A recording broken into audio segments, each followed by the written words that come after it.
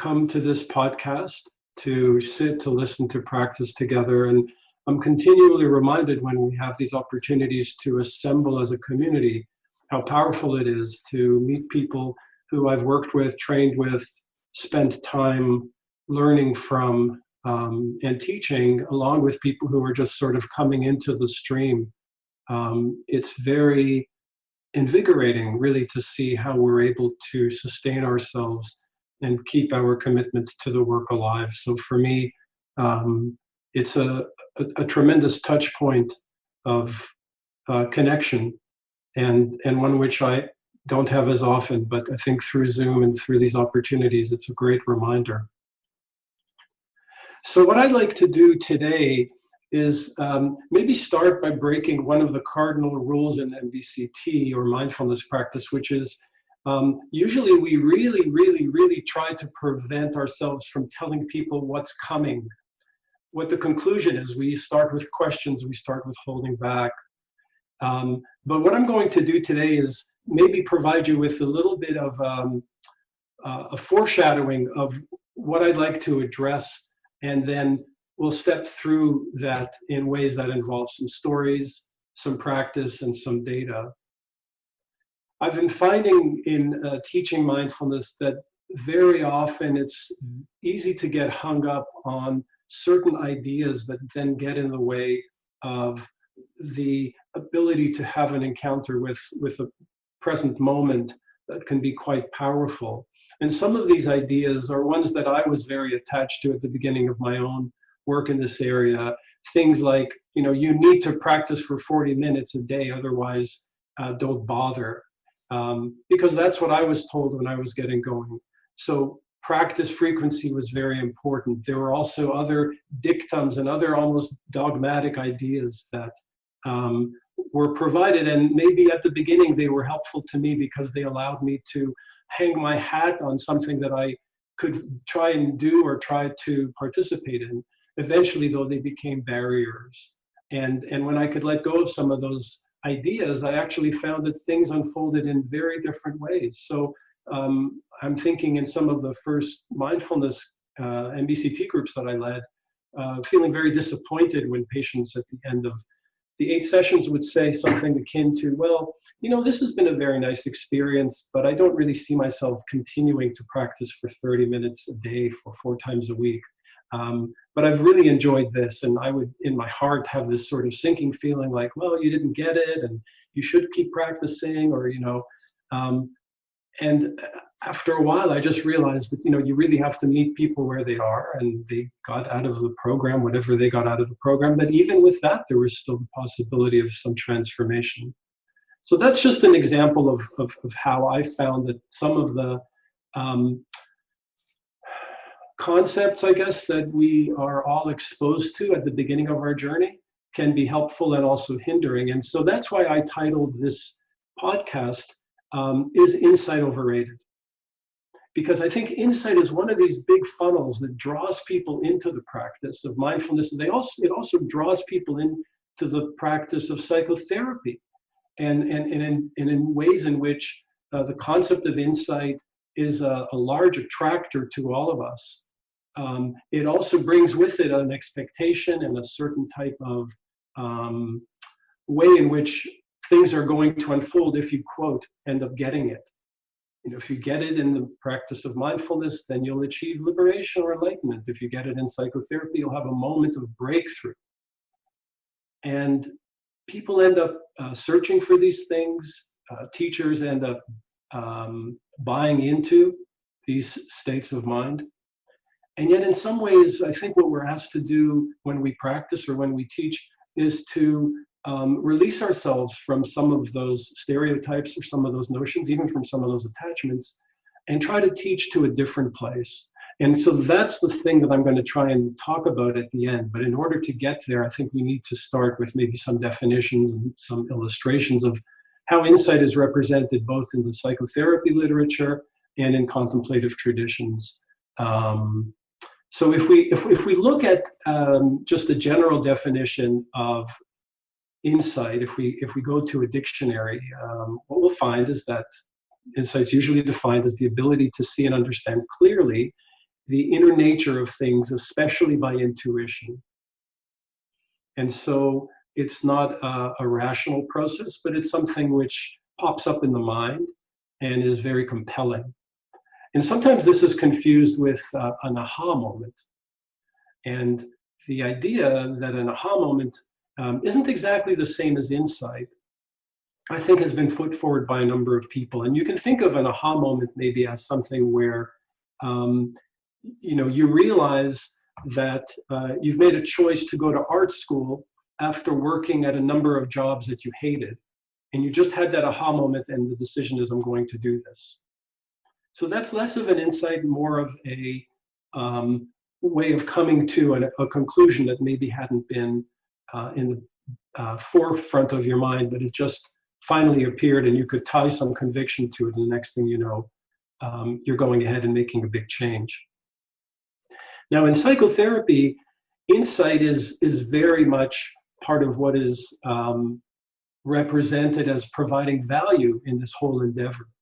And insight here is essentially the promise that you can achieve a level of clear understanding and a feeling of liberation from some type of psychological burden.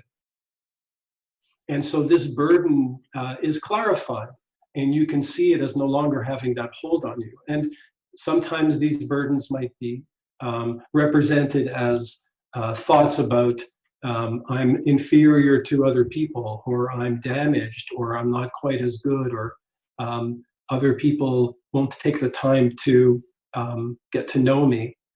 In seeing that as a driving principle or belief or assumption, and then being able to encounter it repeatedly in a relationship with a therapist where people are working on examining that, then you can find ways of liberating yourself from it, becoming less automatically driven by it, and having a little bit more choice. Now, both of these examples are very vividly dramatized, and they're often dramatized through this notion of a breakthrough. Often in movies or other ways in which psychotherapy is represented, there is a big breakthrough. So I'm just going to give you two examples of a breakthrough that have, I think, established in our minds or in public sphere the notion of how insight in psychotherapy works. So the first one comes from the popular television program The Sopranos, essentially the inner life of a mafia don, a gangster, a psychopath. And part of the fascination of the program is that you get to understand some of his mental states and you see his horrible behavior, but it gives you just a moment of reflection of where some of this comes from. So Tony Soprano ends up going to see a therapist. And he goes to see a therapist because he has chest pains. But he doesn't really know where these chest pains come from. He doesn't really know what he's supposed to do in therapy. He doesn't really believe in it very much. And so the sessions have a sort of monotonous flow to them. He shows up, he is very unresponsive, not very interactive. But then he has a breakthrough, a flashback, a traumatic reliving of a memory of his father abusing him in his kitchen in front of his mother. And he has this moment of linking the chest pain and the fear he feels to the feelings that he had when he was much younger and helpless and defenseless, and the anger at his mother for not protecting him. And then this moment of celebration in the session with the therapist, where the therapist congratulates him on allowing himself to feel emotionally activated, to allow himself to have a fuller range of emotional expression, and he's sort of sobbing, and she is validating him. And so this hulk of a man who is very aggressive, very menacing, becomes somewhat softer, and this is the big moment of breakthrough. So that's one. Another comes from a movie that you might have seen called Good Will Hunting, which is about a young man who is incredibly gifted mathematically. In fact, he works as a janitor at Harvard University, and he's a couple of scenes where he's sort of sweeping or mopping the floor. He goes into a classroom, at the math department, and there are these equations that have been left on the blackboard, and he completes them. And he's just humble, lowly janitor. He completes these equations, he leaves, no one knows who did this. And yet he finds himself living with friends who are very skeptical about education. He wants to continue in that social context. And he works with a therapist who gets him to see that his own personal devaluation comes from the fact that his foster parents never thought enough of him to express their love and affection. And so he internalizes that and continues to lack belief in himself until there's this big moment where the therapist continues to repeat this phrase, "It's not your fault, it's not your fault, it's not your fault." And then they have this big moment of hugging and a lot of emotional expression. And that's a moment of insight. That's the best psychotherapy can be. And so we're left with, and we're provided with these templates.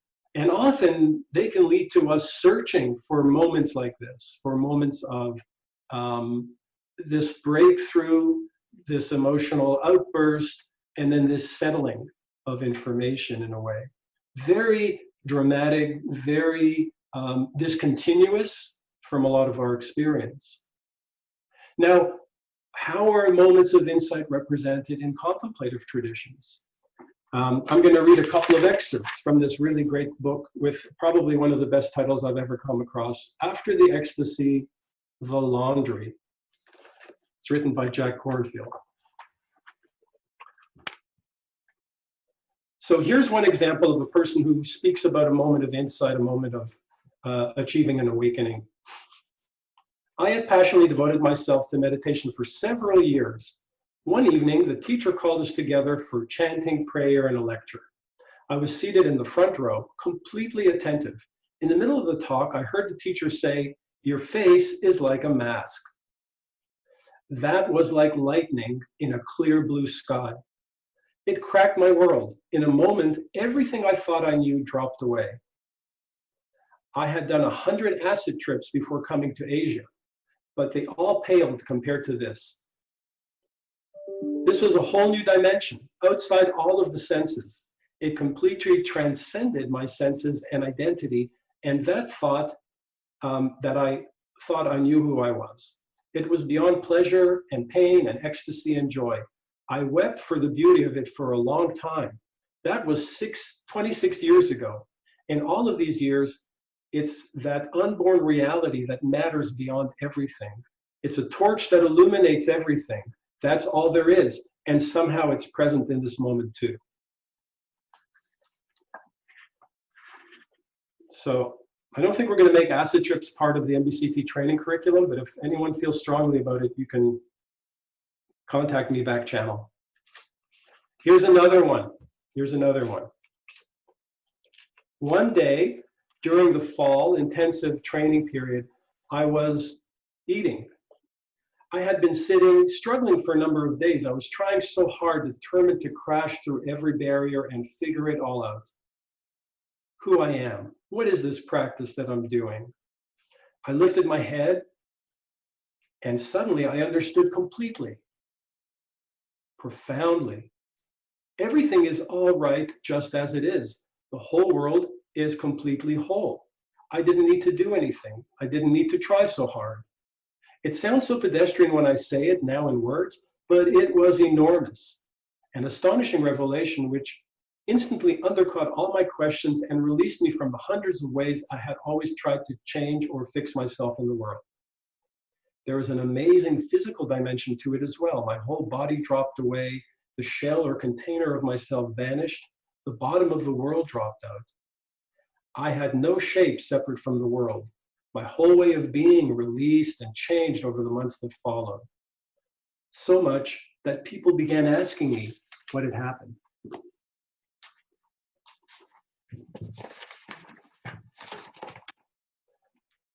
So insight, dramatic, discontinuous, powerful, and very much a feature of the practices that we've both committed to, both in the therapy world and in the contemplative world. And so what's wrong or limiting about these perspectives? Um, One of the things that I believe is limiting is that they overshadow the reality that insight or these types of dramatic moments are actually a very small part of the journey of self-care and transformation that we embark on as practitioners and that we try to encourage as teachers. There is a very powerful part to this work, which is called working through. And it's often eclipsed. It's often not really written about very much. It's often overlooked. It's less glamorous. It leaves itself less available to a kind of dramatic portrayal, as we've seen in the movies. So I'm going to talk a little bit about that now. Working through in psychotherapy is the process of remembering, repeating, elaborating, and investigating. And is really critical to the success of therapy. It's actually considered more important than the mere expression of negative affect. So the viewer watching Tony Soprano is left with the idea that he finally got in touch with this traumatic memory. He's going to walk out of the office a changed person because he had such a powerful experience in the office. Turns out he doesn't. He just goes back to doing what he does, hanging out at strip clubs and killing people. But the working through process is really not what gets shown or not what gets demonstrated. And when you actually think about the parallels between the ways of working with the mind and the instruction and the guidance that's offered in contemplative practice, there are a lot of similarities. Remembering to return the attention to the breath if it's wandered, repeating this over and over in a period of practice, investigating phenomena as they arise.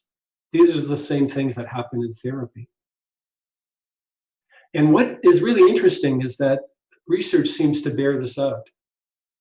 So there was a study that we recently completed where we looked at people who had recovered from an episode of depression. And we provided them either with mindfulness-based cognitive therapy or a wellness version of cognitive therapy to try to stay well, a wellness-focused cognitive therapy. And then people were followed for 2 years afterwards. So if you are willing to follow with me, I might suggest that the 8 weeks of the active treatment was the period in which we could talk about insight or new learning being acquired. And we could talk about the 2-year period after therapy was over as the period of working through. And we looked at the degree to which insights were related to people staying well over 2 years, or working through was related to people staying well over 2 years. And what we found was that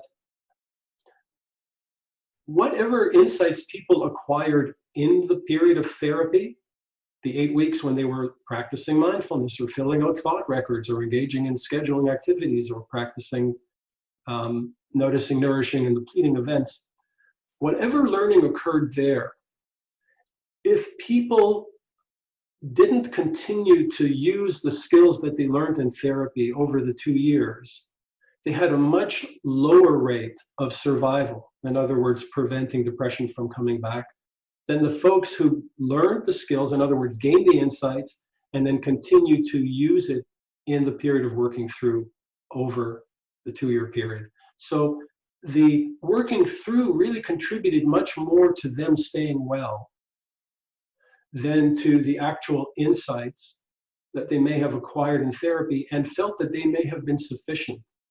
The Tony Soprano model of having had that powerful emotional episode in the session with the therapist and then kind of going back to his life, hoping or thinking that, that would be sufficient, turned out not to be as powerful as the people who were able to take what they learned and continue to put it into play every day over the next 2 years. And this is, perhaps a bit of a stretch to say that, you know, this is the period of insight and this is the period of working through. Likely there may have been periods of overlap. There may have been new insights on the follow-up. But it does show that once the actual training is over, once the moments of contact with teaching and with practice are over, it falls back to us to try to work through, to repeat, to remember, to focus, and to investigate in order to utilize and to stay connected to these practices. Now, there are ways too here in which we can look at how people write about this. One of the best things that I've read in terms of working through is the Zen koan. And you can think of it as 3 separate panels. Carry water, chop wood, enlightenment. Carry water, chop wood. And so what this suggests at one level, because I'm sure that there are a number of different interpretations, is that insight doesn't really remove us from the requirement to live more fully back in our lives and to continue to work with what's present for us with this newfound perspective. At one level, from an external point of view, nothing has changed. Chop wood, carry water, chop wood, carry water. What has changed, however, is in the internal experience. The person chopping wood and carrying water after they've achieved enlightenment is a very different person. Their perspective on that activity itself is not the same as it was in the beginning, although to an external observer, they're doing exactly the same thing. The other thing is that it shows that, and I think this is really important, life goes on during and after enlightenment is achieved. Everything in life is impermanent. Even enlightenment itself is transient.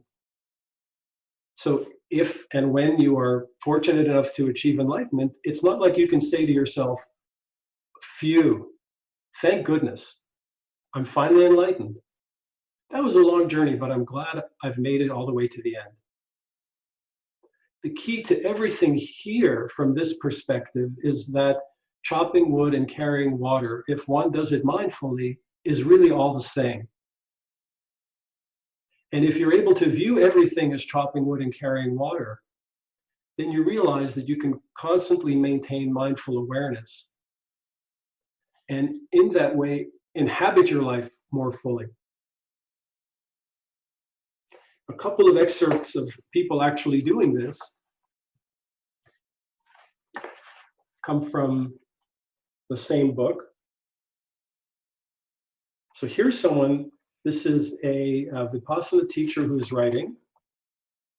In many ways, the spiritual transformation of the past decades is quite different from what I had imagined.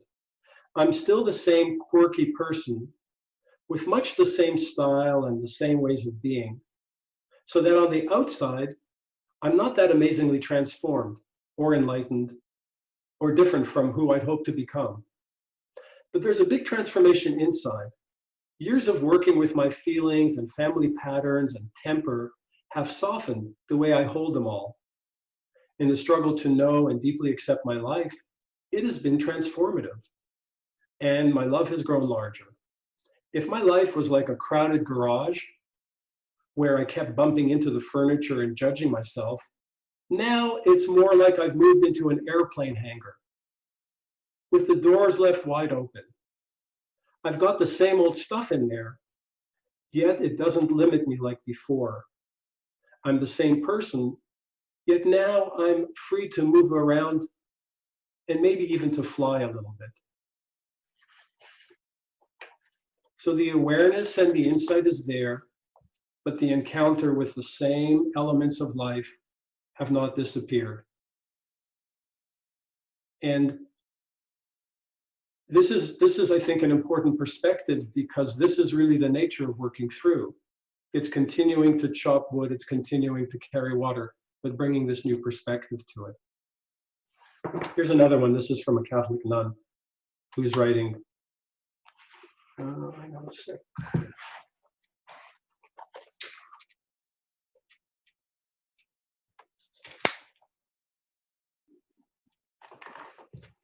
There was plenty of pain and abuse in my family's past.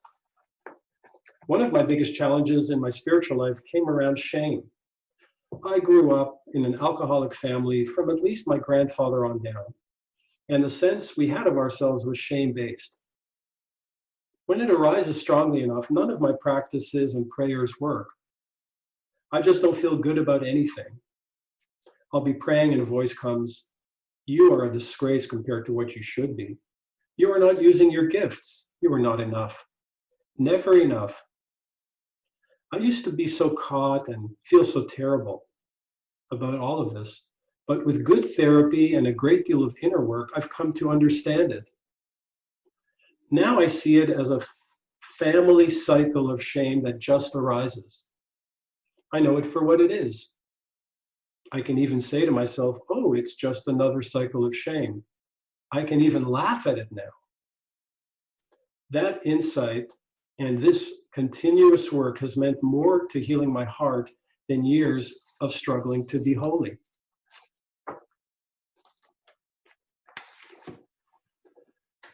So there is a way in which these concepts show up and circulate in our teaching, in our own practice. But we can sometimes be pulled in one direction or the other to embrace them, especially if we have a longing for them that is part of what attracted us to this work in the first place. And so one of the things that I've noticed is that when we try and work with these ideas, it requires us to be able to hold both of them in our minds at the same time. And so if I was to revisit the title of my talk, I would probably have to say that is insight overrated? Yes. And at the same time, it's essential. And then the question to us is, how do we hold both the notion of wanting something to happen and in the same way, also recognizing that we need to let go of that in order to create a space for whatever is there to arise. And being able to do this and to model this for other people that we're teaching perhaps is one of the fundamental ways in which we can convey to them the states of mind that are possible through sustained mindfulness practice. The openness of holding two concepts that may be diametrically opposed to each other, overvalued and yet essential, and not to be pulled to promise one or the other, goes back to something which I think is very fundamental in the teaching. And we will encounter this, we will come up against this inevitably in teaching practices like the 3-minute breathing space, for example. Practices where going into it, much of the buy-in from participants in MBCT or people who just want to do it comes from the possibility that there can be a real gain, a real benefit, a sense of ease. And yet at the same time, if we look back at the intention behind the practice, it has very little to do with gain or benefit. It has much more to do with making contact with our experience as it is. And so what I'd like us to do is to see whether we can drop into practice right now, do a 3-minute breathing space together, and to see whether just leaving the contents of this discussion, of this back and forth between working through and insight, touches anything of the experience of the practice together, noticing ideas perhaps of how this could be helpful, or just practicing a letting go and seeing what emerges. Either of those would be completely fine as an approach. So if you're comfortable, perhaps just going ahead and allowing the body to shift into a way of seating that allows you to feel comfortable and supported. And going ahead and closing your eyes if that does feel comfortable to you.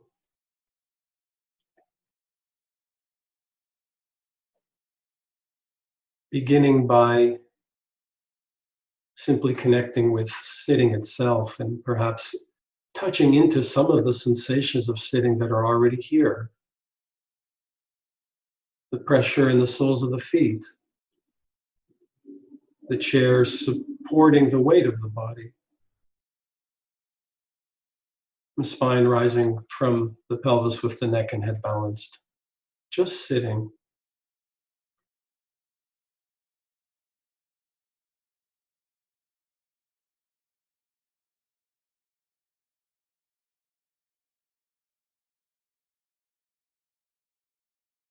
And when you're ready, perhaps looking into the mind, asking yourself, what is my experience right now? What thoughts are here? What feelings are present? What bodily sensations are making themselves known? As best you can, simply allowing all of these elements to be here. Watching, observing them from one moment to the next, without the need to alter or change them in any way.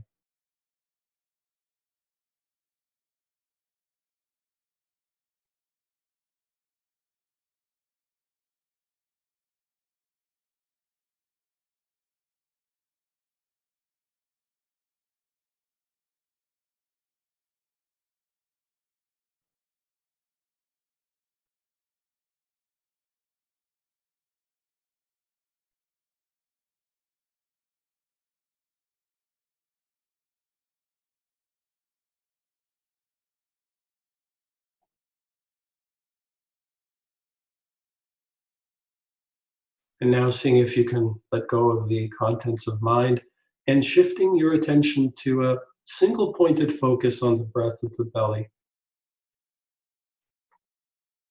Connecting with breathing in this region of the body and seeing if you can feel the sensations of the belly rising as you breathe in, belly falling as you breathe out.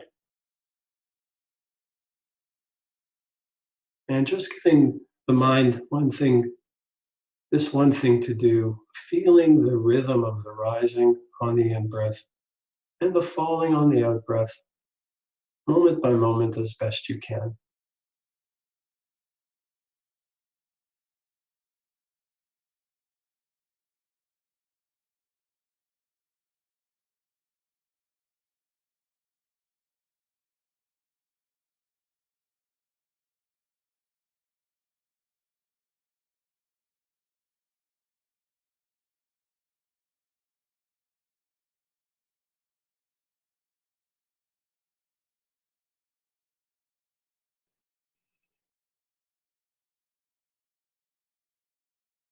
And now seeing if you can expand your attention, allowing it to radiate outwards from the belly into the whole body.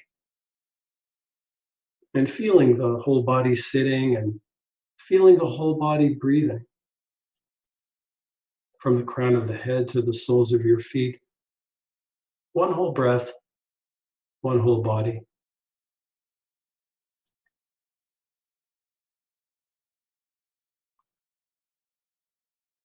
If you're willing, even allowing the attention to move further outwards beyond the body to feeling the air caressing the body or the clothes lying on the body.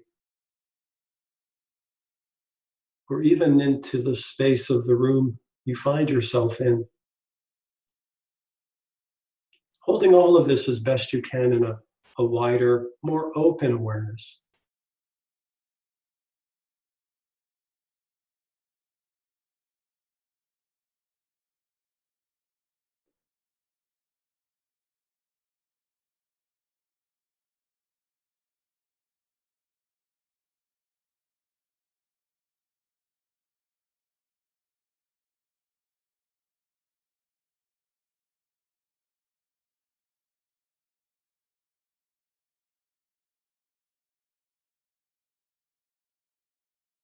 And then when you're ready, just allowing your eyes to open.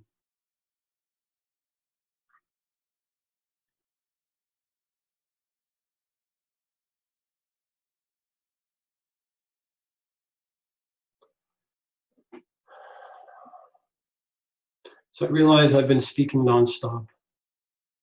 And we have a little bit of time left. So if there are any questions in the chat that I can answer or things that people wanted to raise, I know I left you with a bit of a question around seeing if this intentionality of holding both the value of insight and also the value of working through and guiding a 3-minute breathing space or your experience of it, something that arose.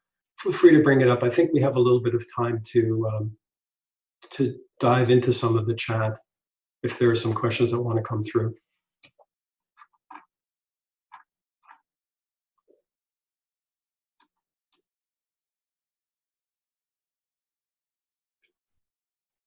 Someone wrote, I now feel I have to have an insight. Be good if you could get one.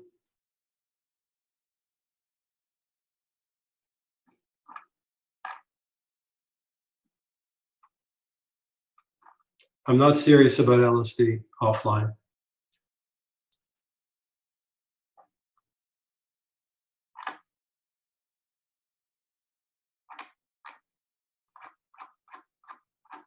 Here's a question.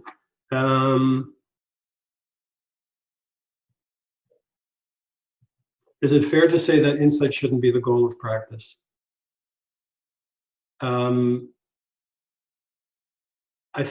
I think that that's something that you find in a lot of sources who write about insight, that chasing insight would probably be the wrong thing to use as your motivation for meditating. Once again, it's holding diametrically opposed points of view. In the Zen practice traditions, they say that you should be searching for insight with the fervor of someone whose hair is on fire. So that means very powerfully and very immediately. And at the same time, you have perspectives that also come from Zen. If you meet the Buddha on the road, kill him. The notion that there can be an embodiment or a concretization of this knowledge, that you should be skeptical of that. So while at the same time in our practice, we may be motivated, and we often read of accounts of people achieving some sort of liberation or some sort of enlightenment, we have to practice as if we don't expect it. And then be curious about events that appear in our experience and explore them. And sometimes the word insight is actually a misnomer. A much more process-oriented label might be awakening.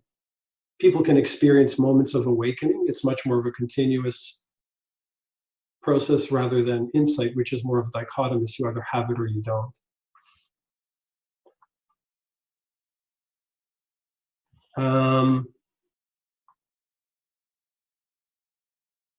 Sometimes here's an interesting one. Sometimes when you try to access your insight for a second, third, or fourth time, the feeling isn't the same.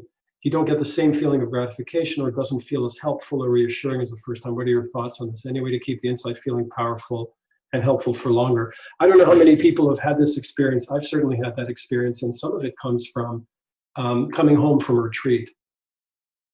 And I remember once coming back from a retreat that I did north of San Francisco, and it was terrific. And we were in beautiful country. It was in Sonoma.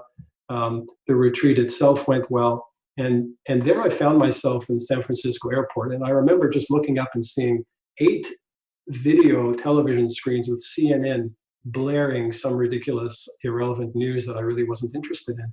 But I was there nonetheless, and I could not hold on to the experience of the companionship and the teaching and the kind of co-journey with everyone.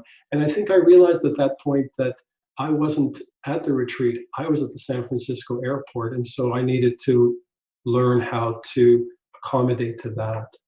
And it was an interesting and somewhat stark way of recognizing that. But I think the idea is that because these insights may be less robust, that we can discover them again. I think that's the hopeful piece here, that through practice we can connect to them again. We may not be able to orchestrate or schedule them, but having touched into them once, I think the hopefulness is that we can touch into them again. Georgina, tell me how I'm doing on time, okay? Do I have time for one more? Yep, okay.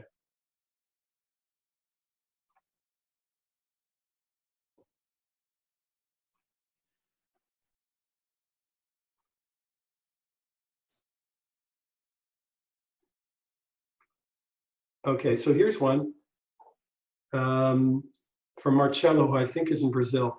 I do believe 45 minutes is not necessary to achieve mindfulness benefits and insights, but at the same time, it is clear to me that as you practice more and longer, the benefits are deeper. We should say this to patients more openly. I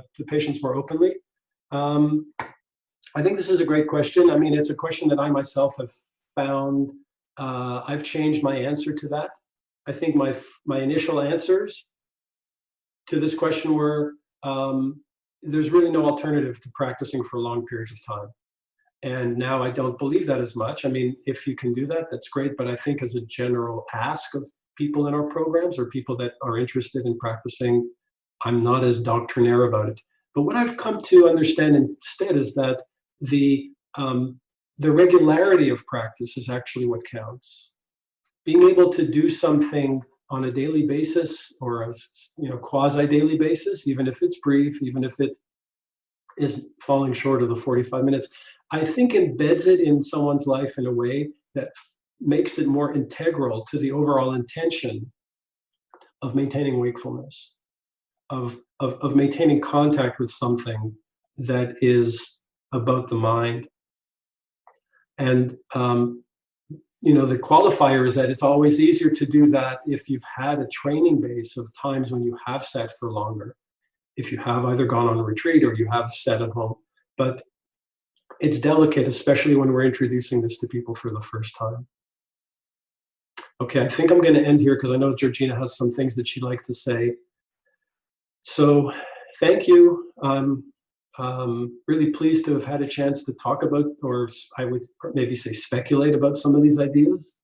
I do think our task as teachers is to be able to learn how to hold, as with any koan or any type of spiritual practice, dialectically opposed, at least to the rational mind, dialectically opposed alternatives in a way that can show people that we are not pressured to resolve them, but we can live inside of them and provide people with an understanding that they may be able to do the same thing for themselves. Thank you very much.